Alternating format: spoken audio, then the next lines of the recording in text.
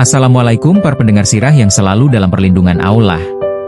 Kali ini kami mau menceritakan tentang kisah masuknya Islam di negara Cina. Namun sebelum itu, tolong minta subscribe dan like-nya. Jangan lupa aktifkan loncengnya biar tidak ketinggalan cerita menarik dari kami. Oke, sekarang kita mulai. Di sebuah pagi yang tenang di kota Chang'an, ibu kota megah dari dinasti Tang. Kabut tipis masih menyelimuti atap-atap istana. Pedagang dari berbagai negeri datang silih berganti, membawa sutra, rempah, dan kisah. Tapi pagi itu, sebuah cahaya dari barat mulai menyusup ke jantung peradaban timur. Cahaya itu adalah Islam. Bukan melalui pedang, tapi melalui kedamaian. Melalui tangan-tangan yang jujur, dan tutur kata yang lembut. Tahun 651 Masehi, hanya 19 tahun setelah wafatnya Rasulullah, utusan Khalifah Utsman bin Affan tiba di Cina. Seorang pria sederhana bernama Sa'id bin Abi Waqqas, sahabat Nabi yang gagah dan penuh hikmah, menginjakkan kaki di negeri asing ini. Tapi Islam tidak datang ke negeri ini dengan mudah. Di hadapan mereka, berdiri kebudayaan ribuan tahun.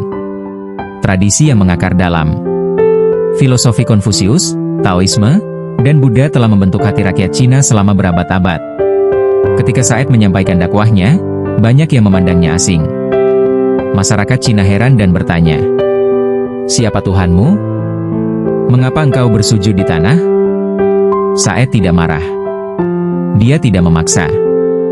Dia hanya berkata dengan lembut, "Aku bersujud kepada Tuhan yang menciptakan langit dan bumi, termasuk kalian." Raja Cina saat itu, Kaisar Gaozong, penasaran. Ia memerintahkan Sa'id untuk menjelaskan Islam. Dan ketika Sa'id membaca Al-Quran, suasana ruang istana tiba-tiba menjadi hening. Seolah waktu berhenti. Getaran kalimat-kalimat Allah mengguncang sesuatu dalam dada sang kaisar. Kaisar tidak masuk Islam, tapi ia memberi izin, "Bangunlah rumah ibadah kalian di sini." Masjid pertama pun dibangun di kota Guangzhou. Masjid yang hingga kini dikenal sebagai Masjid Huaisheng, atau Masjid Peringatan Nabi. Di sanalah, azan pertama kali dikumandangkan di daratan Cina. Bukan dengan pengeras suara, tapi dengan penuh keyakinan dan cinta. Bayangkan, suara Allahu Akbar menggema di negeri yang belum mengenal kalimat tauhid.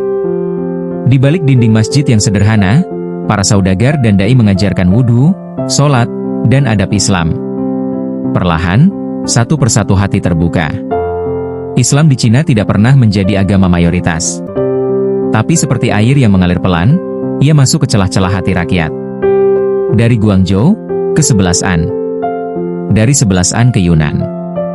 Dari Yunan, sampai ke Beijing. Mereka dikenal sebagai kaum Hui, Muslim Cina yang menjaga Islam meski diuji zaman dan rezim. Mereka membangun masjid bergaya arsitektur Cina, memadukan budaya dengan iman. Mereka memakai pakaian tradisional, tapi menjunjung sanah. Mereka bicara dengan bahasa Mandarin, tapi hati mereka tetap berzikir.